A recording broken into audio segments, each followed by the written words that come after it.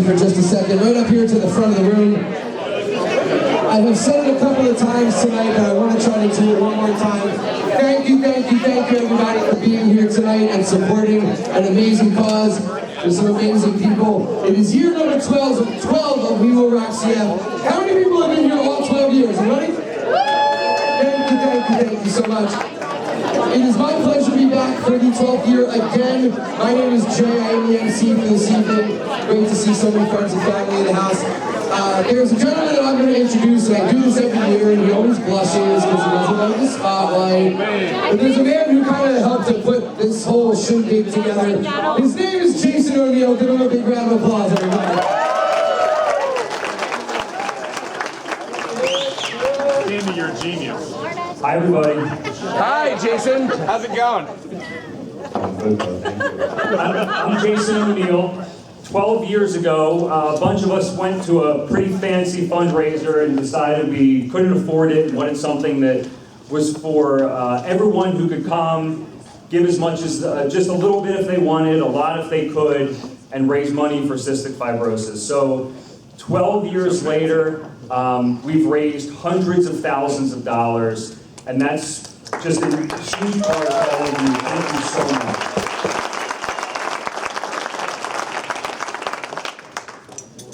There's a person who's here. There's actually two people. There's two people here that we do this event in honor of. One is Eileen Hollin. Eileen, can you wave wherever you are? Eileen's over there.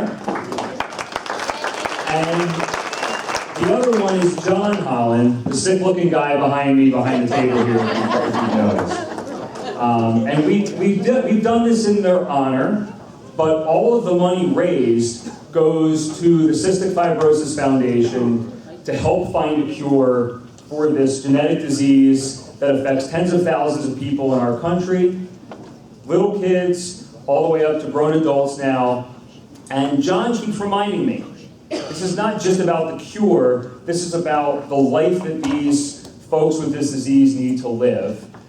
And for the past 20 some odd years, probably close to 30 years, I've been living this life with John and watching what he's gone through. And every year I sort of try and tell a little bit of a story of what's been happening.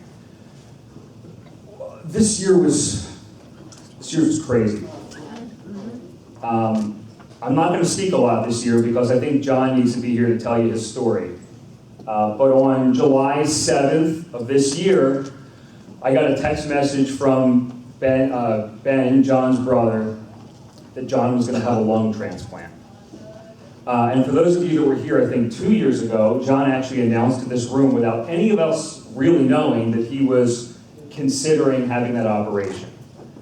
Well, it got to the point where there wasn't a lot more consideration and he needed to get it done right then and there.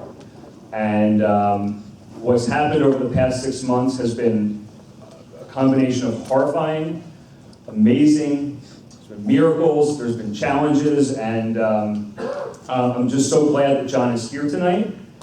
He's going to tell you about what's been going on for the past year. So if you could all give a huge round of applause for our man, John Hollin.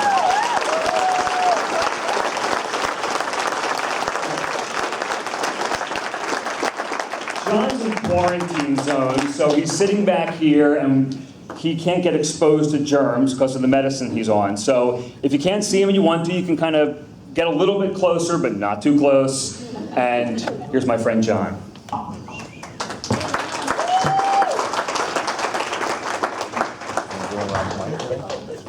don't want you healthy people infecting me. So every year, throughout the year, I kind of jot little notes down, and normally on the ride here, I put it all together. So I apologize now. I have no idea what's about to come out of my mouth. There's not one note written. This was, I don't remember before June 5th, to be honest with you. So I'm just going to tell a story, and there's a lot of blank in the story that I don't remember that has been filled in by my family. And so if there's parts of the story missing, it's not you, it's me. I don't remember those parts. But we're here tonight so the story you're about to hear doesn't happen to others, to my cousin, to a 6-year-old named Mikey that will never have to go through this. Because of what we're doing tonight, future generations will have a, quote, normal life. I don't know what normal is, but they won't have to deal with CF the way I have. And around my 36th birthday, we signed a lease for a new car. And as I was signing the lease and I had the oxygen tank, which by the way I don't have here tonight,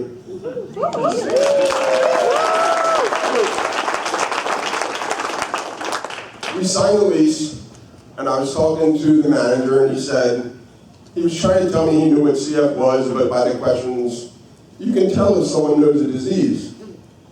And I said, no, I'm okay. One day, you'll be healthy, and the next day, you need a double lung transplant. I said it as a joke, because I'm a jerk. 3 days later, I was in the hospital. June, what did we say, 5th? 6 is when you went. 5th, 6th, 7th. The next 125 days until right now. This is December 6th. Yeah, that just hit me. Hold on. 5 months ago today, the doctor walked in and says, how would you like New Year lungs? Now, at the time, I cursed when I said my answer. But that was 5 months ago tonight. I'm not a religious person at all, but that coincidence just works. So I'm in the hospital from the 7th of June until the 19th. And I get released, and I go home for 7 days. And on the 26th, my home care nurse comes over, and actually Jason was there, which I don't remember, but I saw the picture. I was on 2 different oxygen tanks. It was close to 13 liters of oxygen, which if you don't know is not normal. I mean, most people that are on oxygen are on 4, maybe 13, you're in trouble. I was rushed to the ER, ended up in the ICU at some point, and somewhere in this room, Tim, please put your hand up, is one of my nurses. Now, if you follow me on social media, I posted about my nurses and the team at Hub, that's my second family. He was the last nurse I had before I signed the paper. Before I told the doctors, all right, list me, let's go. So when I tell you, it's not just about me, and it's not just about my relatives' family, it's about my big family, including all of you. This is why. Kia, where are you at? Right here. In the back. One of my nursing assistants.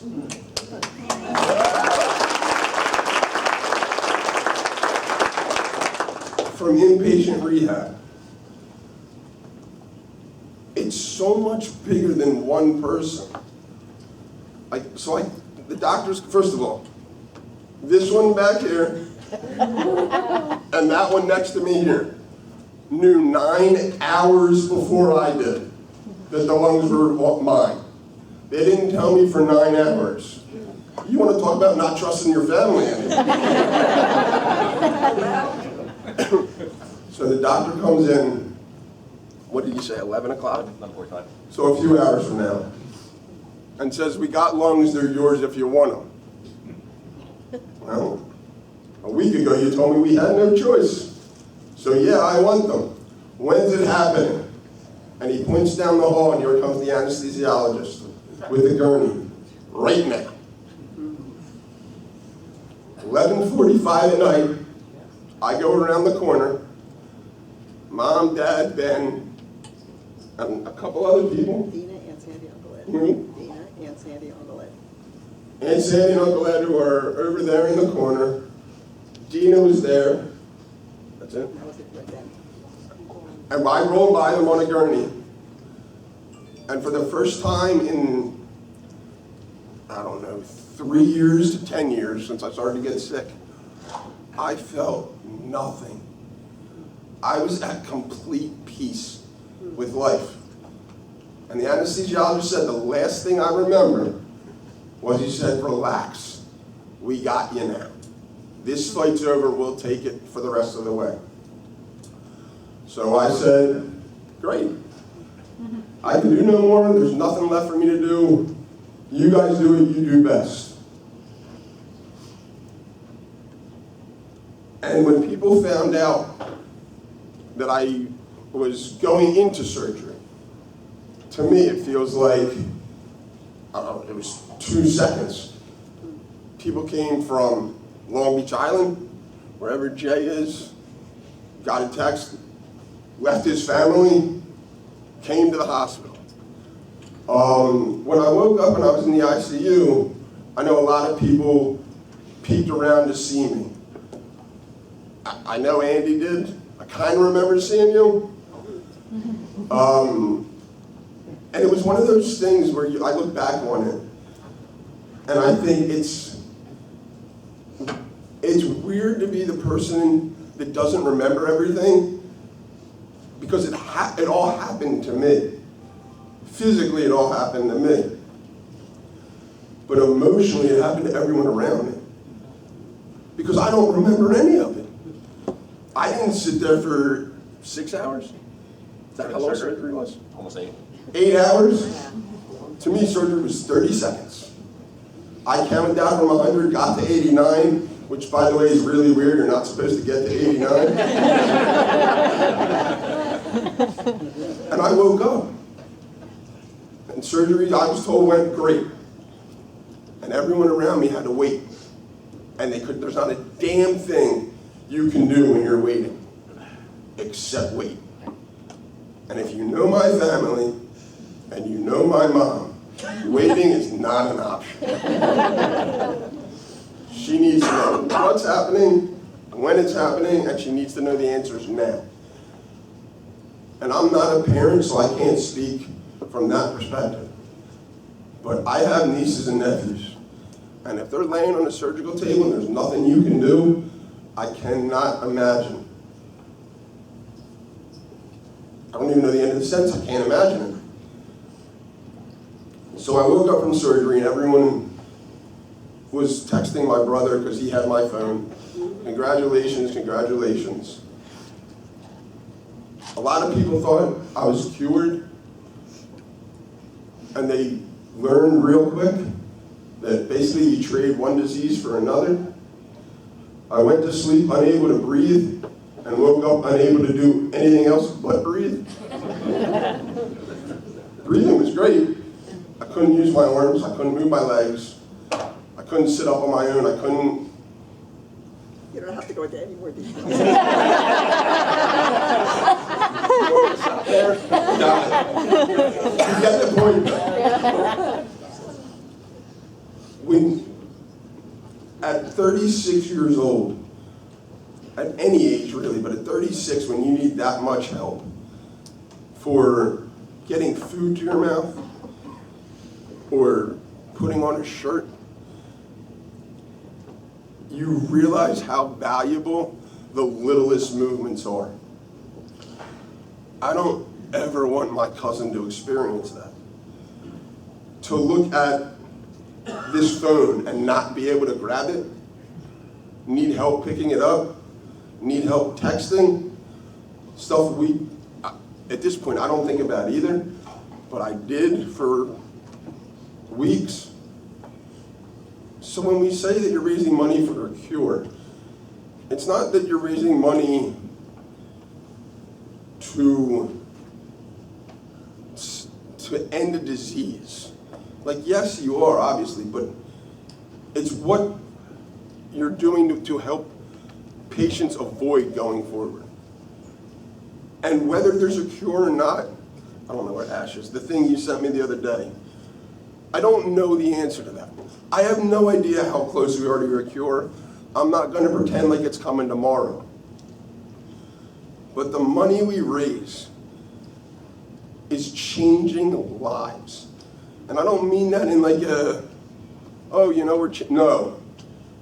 This new medicine that was approved a month ago, after a week on it, just a week, people's lives changed in their breathing, in the way they were allowed to be active, in the way they digested food. You know, unfortunately, I came up a couple months short of being able to get the medicine. That's life. But much like the armed forces, we leave no man behind. So 90% that it treats is great. It ain't good enough for me. And it ain't good enough for us. Because there's someone in this room that can't get that medicine. Because she's one of the 10% that can't have the medicine because of her CF mutation. So when you see things on the news about, or read things about CF and this medicine that came out, be proud of yourselves. Know that you're changing lives, but know that we're not there. We're not at the point where we can say, this is our last year. And I can't sit here and honestly tell you that that day is going to come. I don't know. But until the day does come somewhere in the future, dig a little deeper in your pockets. Because the only way to get the medicines, to get to a cure, is by giving researchers what they need, which is Benjamins, and not the one standing next to them.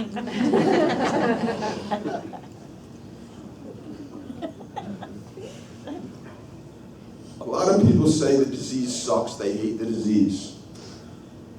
I don't know for sure, I don't think I've ever said it other than out of frustration. Because this disease has given me more than it's taken, and if you've been around me the last 5 months, it's taken a lot. Look around the room. Teachers, lawyers, dentists. I don't know what my brother does, but it's something with computers. Somehow a disease brings people together from all walks of life and says, here's a common goal. Let's go kick the shit out of it. And that's what we're doing. And it makes me so proud to be part of a community that does that, that doesn't look at, you know, how much money you make or what kind of car you drive.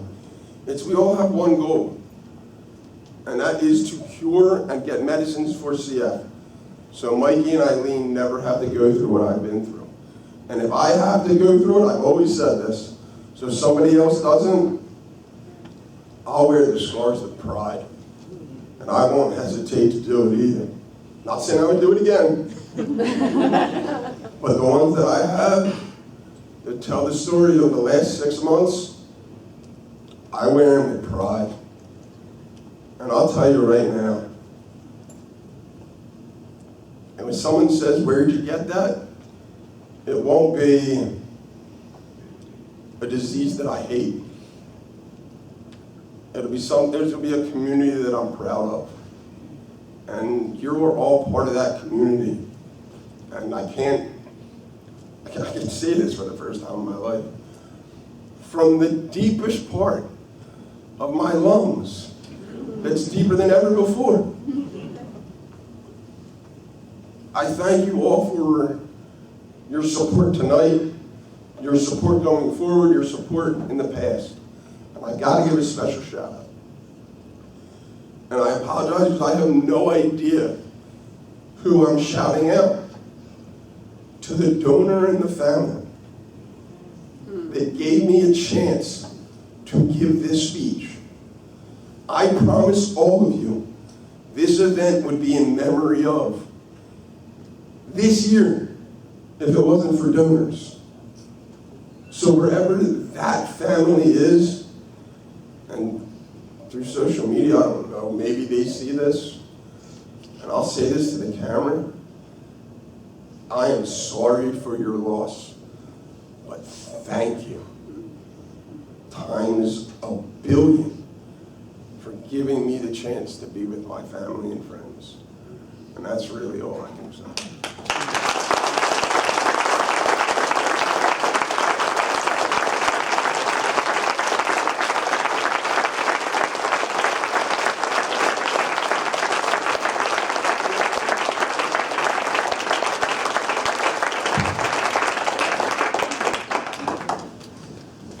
Okay. I unfortunately have one more sad story to tell. Have you might have noticed John came in on with a walker. I'm pretty confident the next year I'm going to be there the first time that he plays golf. It's going to happen this year. That was it. Hold on, it's important. The sad part. He's going to beat me. And that's going to be really sad. But I just want to have like another event the first time we're out there. Everybody gets to come, bring beer, watch you play, because that's what I want to say. All right. So we got to do some quick thanks.